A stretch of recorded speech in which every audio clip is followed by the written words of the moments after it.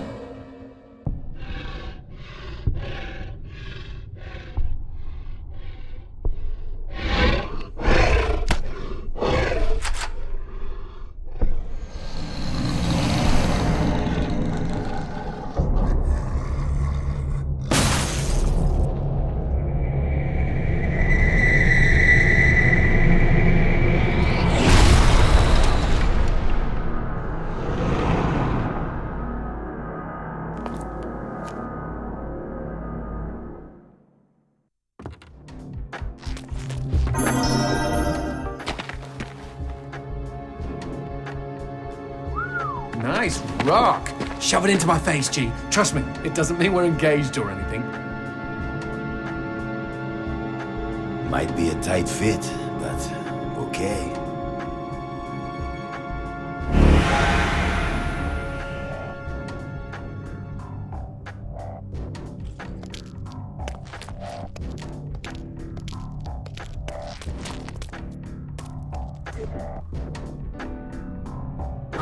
So what exactly did that do?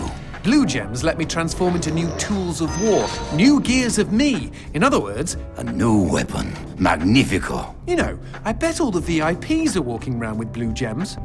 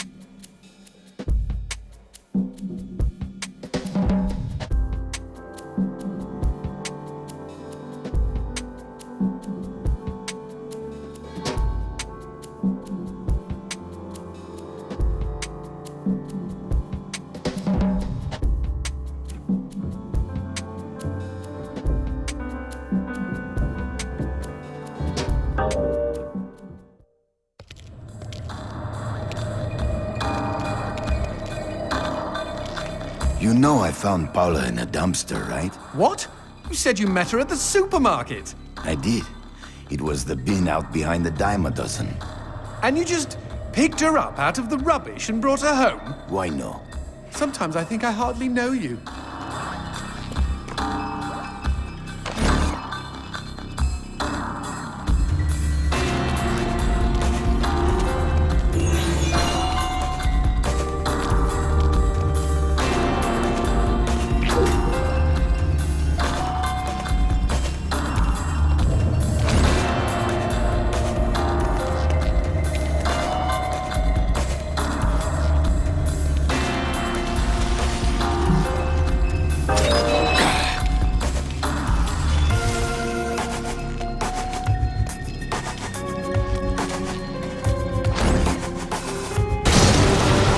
That? I don't know, but we've got company, as in lots of. Well, if they pull up a chair, I would be happy to beat them with it.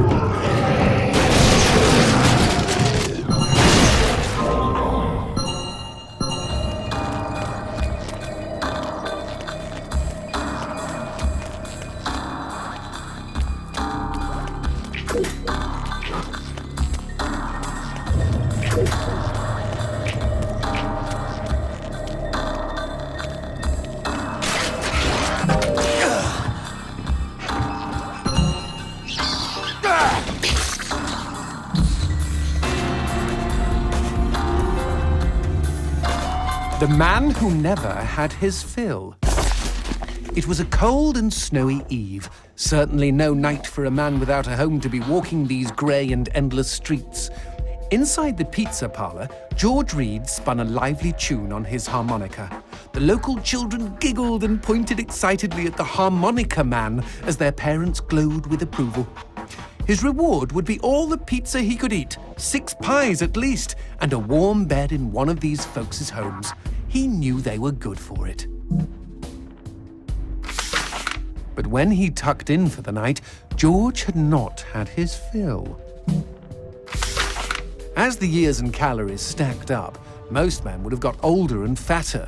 Yet for all he consumed, George only got thinner as he washed from town to town. Tapeworm. Tonight he plied his trade with some grannies and orderlies in a nursing home. Hoo-ah! His harmonica filled the room with joy. After devouring 3 helpings of pork chops and mashed potatoes, he eyed the plate of the old woman next to him. Juice dribbled down his chin. "Go ahead, Georgie," she said. "You're such a good boy, you shouldn't have to starve." But George had not had his fill. Early the next morning, he was already on the freeway with his thumb in the air. "Where are you headed?" said the man in the truck. "Nowhere," said George. "Anywhere." It was a new decade, and tonight George played to an all but empty bar in the city. He had lost a lot of weight. Afterwards, the only woman in the joint took the stool next to him and asked him his name. The bartender leaned over the counter. "You don't know this guy, Mary. George is famous, been all over the tri-state area." With a wink, he added, "Man's insatiable." And that night, George proved it as he buried his face in Mary's beaver. Holy woodland creatures! Attaboy, George! Attaboy, George! "Play that harmonica," she purred. But even after 5 trips to heaven and back, he had not had his fill. The morning after was an awkward affair as they stared at each other over coffee. One wanted to feel more, the other just wanted to feel. In his final days, George was all skin and bones. I can relate, except for the skin part. His last meal had been a mistake. It was on a sidewalk one night in a small suburban town that he came across the boy. Hungrily and with an agonized grimace, he opened his mouth to beg for help.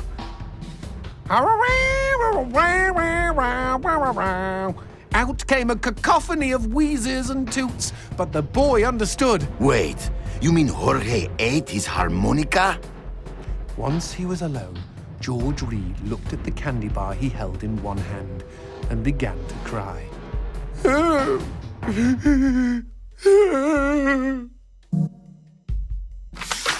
They found George's half-eaten body in a market next town over. In one hand he held a knife, in the other a fork. Chunks of flesh had been torn from his chest and his arms. Blood framed an eerie smile. The wind that morning blew fierce, and as it whistled through the hole he'd carved out of his own neck, the harmonica man played his last song in this world. There were Gawkers, and many knew him. They shared stories of how he'd filled them with hope, filled them with life. They, at least, had had their fill. Especially Mary. The end.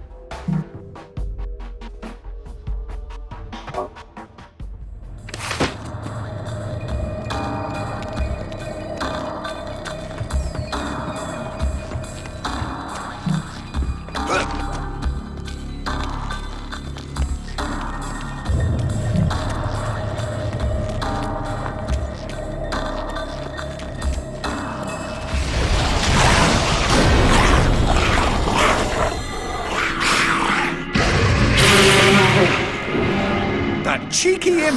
He doused our goat! Then let's put out some lights of our own.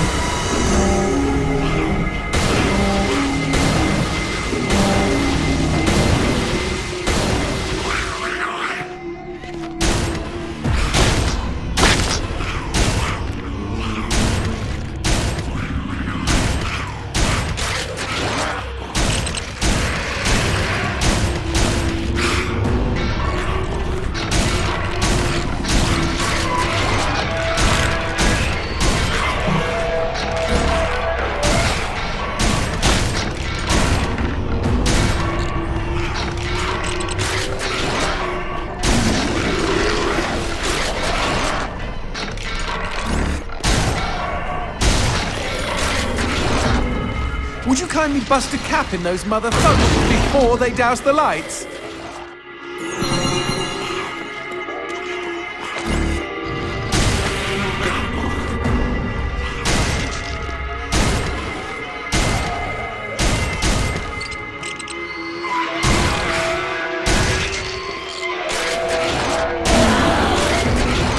You know, we never finished talking about you kidnapping Paula. I didn't kidnap her. You hauled her out of a skip. Isn't that illegal in some states? What did she say? Nothing. Not for weeks. I was afraid to even touch her, you know? Like she didn't belong to me. To anyone. But something changed. There was a phone call.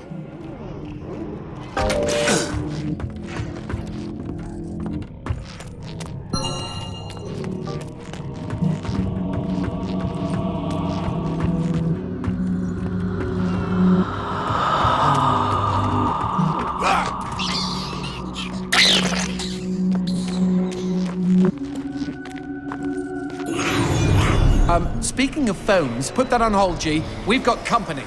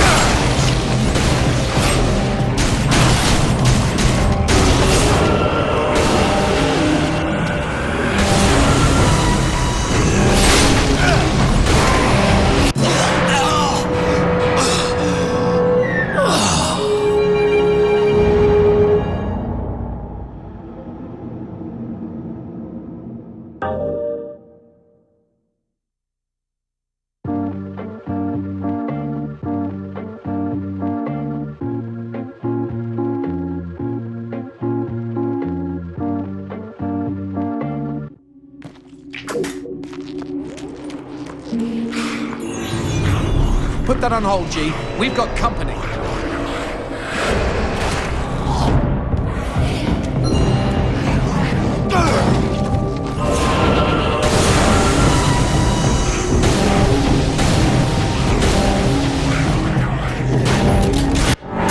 Fuck!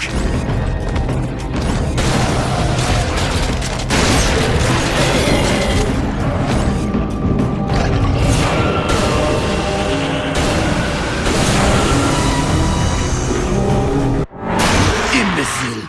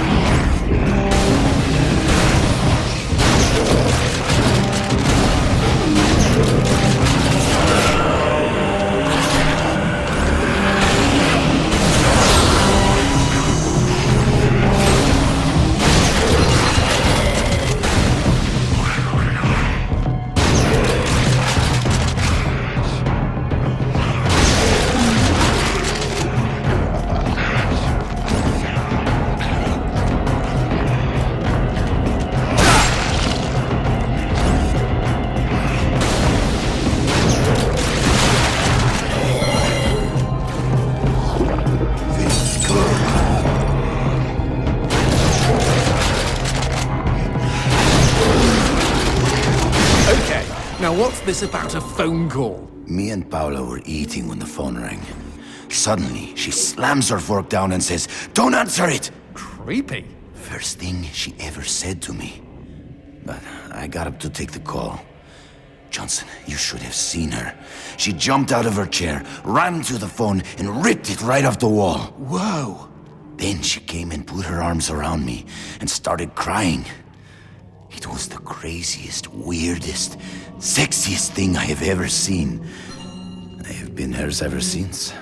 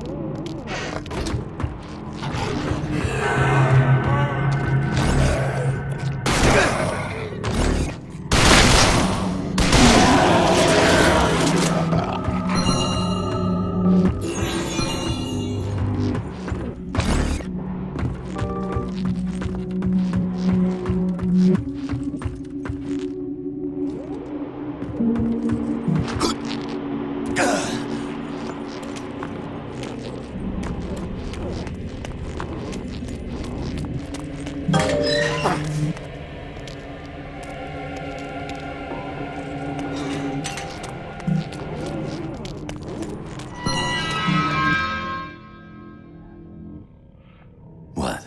Demons don't like teeth? The gun laws here are very strict. Haven't you wondered why they don't shoot back?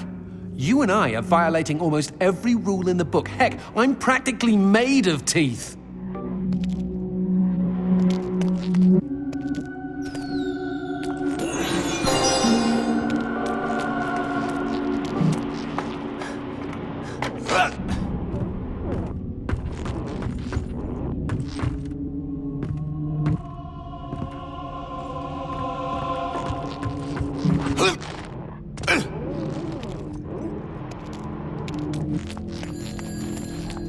Expecting any phone calls? No, siree. Maybe it's from Paula. Or at least someone with answers.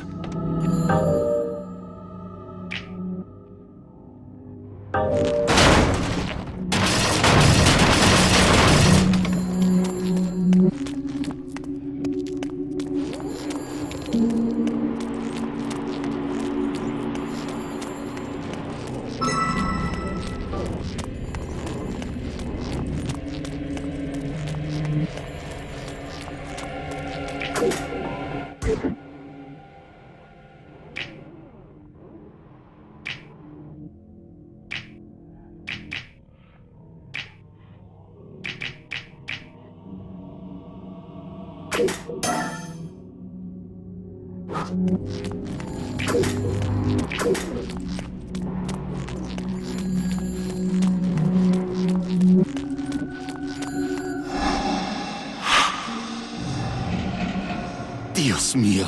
Paula, is that you? When will this fucking torture end? Ah! From hottie to hamburger, just like that.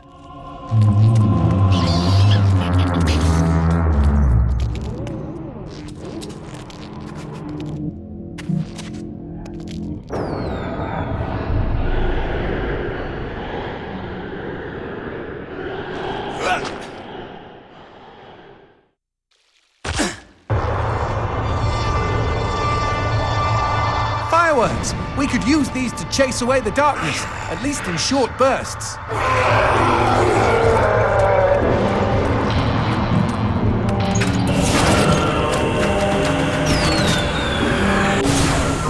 Just look at them. Fiery sprinkles in a great big chocolatey sky. Johnson, shut up.